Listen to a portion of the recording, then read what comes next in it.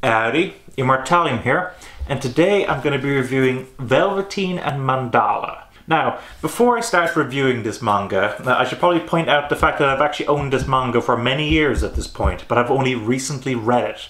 And that is for a couple of reasons. First off, I bought this around a time when I was just buying as much Vertical manga as I could.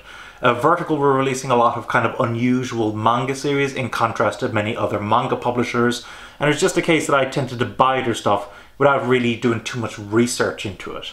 And when I got Velveteen and Mandala and actually started to learn about what the story was about, the themes in the story, some of the subject matter, etc., as well as people's opinions on it, I quickly began to doubt whether I would enjoy this series. So this has been on my shelf for many years. It's also worth noting that this manga was originally published in a magazine called Manga Erotics F, which interestingly was an experimental manga magazine, and they actually were the ones who saw the release of Utsubora, which was a series that I really enjoyed myself. So I was eager to pick up more manga series that had been released in this magazine. But having now read Velveteen and Mandala, was my concern about it warranted?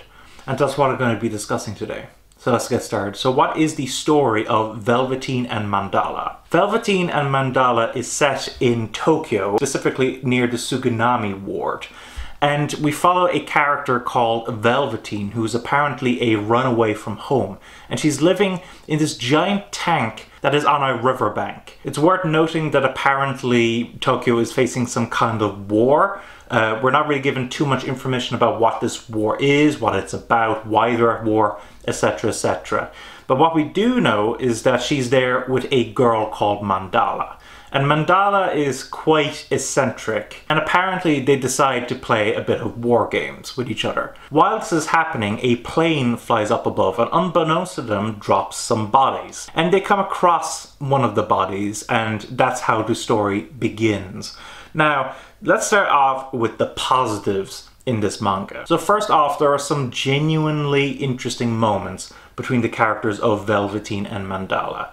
Velveteen is a very aggressive young woman, but she is also in many ways quite sensible. This is in sharp contrast to the kind of more esoteric Mandala. And there are some genuinely good, funny moments with them, and those moments are definitely enjoyable. It's also worth noting that there are some very amusing pop culture references in this manga. Some of them which I found quite amusing and entertaining. One of my particular favorites from this is actually during a scene in which we see some messed up girls doing some messed up stuff to Mandala.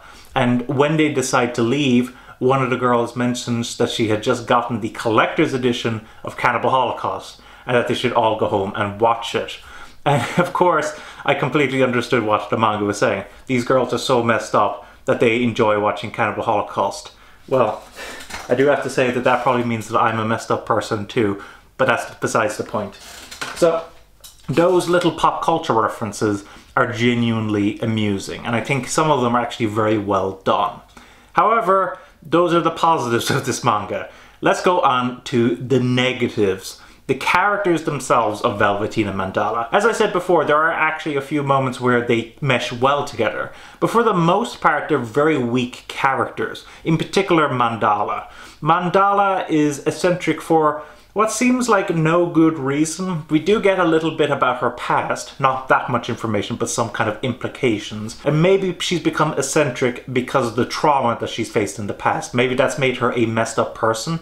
But the way she interacts with the world, the way that she interacts with Velveteen most of the time, I just found really annoying and very unlikable.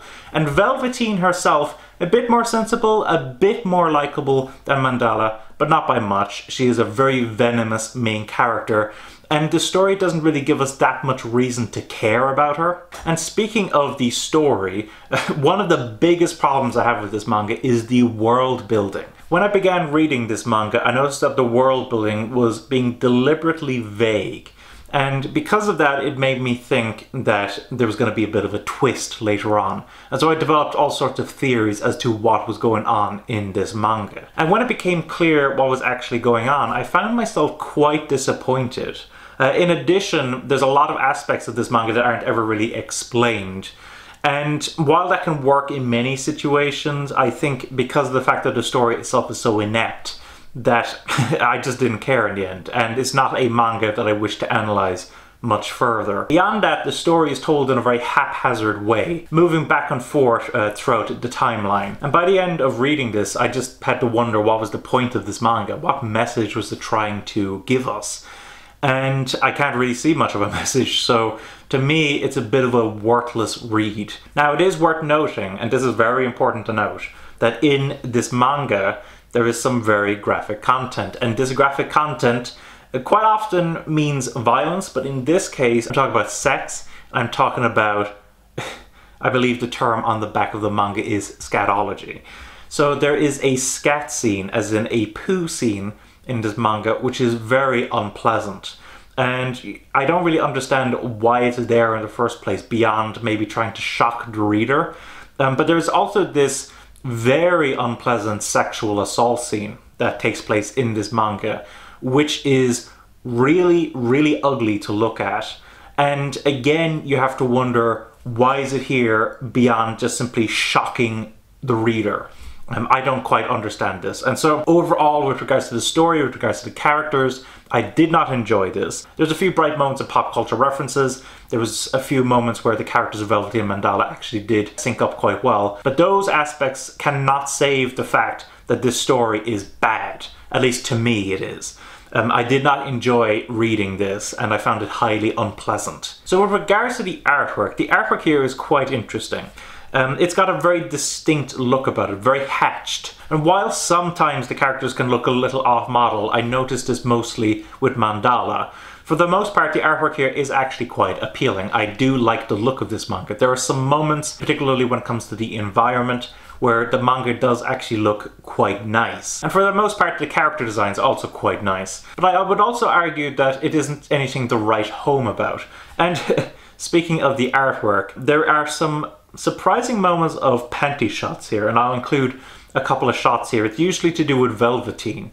But when I was reading this manga, the first chapter had many panty shots of Velveteen in it, and I was thinking to myself, this is an experimental manga? This seems very fan-servicey. From that perspective, I was not a fan of it. And of course, as I mentioned before, those very grotesque scat and sexual assault scenes are not pleasant to look at, no matter how the artwork was done. But I do have to say that the artwork here is much better than the story it represents. And from that perspective, I would actually be quite interested in seeing more of Jiro Matsumoto's work. So with regards to Vertical's release of this manga, one thing that I might share first, it has nothing to do with the actual manga itself, but it has to do with the reasoning of why they chose to release this manga out of Jiro Matsumoto's catalogue. And apparently it was to do with the fact that Velveteen Mandala was, at the time at least, the only Jiro Matsumoto manga that had not been scanlated into English. And so Vertical decided that that would mean that this manga would sell better. Now, I have no idea how this manga actually sold,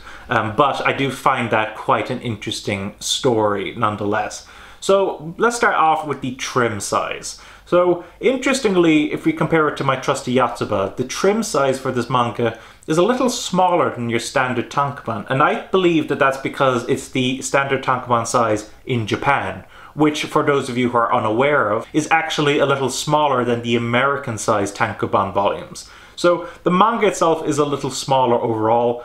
I would have preferred it to be a little bigger, at the very least the standard tankobon size. Let the artwork kind of stand out more, give a bit more space. There's a particular moment in this manga in particular where the panels get extremely tight, and having the book be any bigger would have been very beneficial to that scene in particular, but it would have been a benefit to the whole manga. So I do think that is a bit of a shame. However, the paper quality itself is quite pleasant. The translation, as I said before, is very well done, in particular with those pop culture references. So I'm very pleased about the quality of the translation itself. However, beyond that, there isn't much extras to talk about. There aren't really any translation notes. In fact, I don't believe there are any translation notes at all.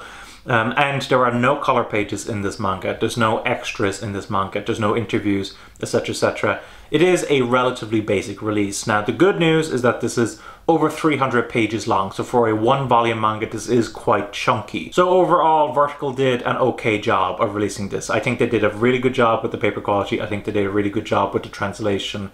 The size, I think, could have been better, but what can you do? And the fact that there are no extras, I do find quite disappointing. But overall, Vertical did an okay job of it.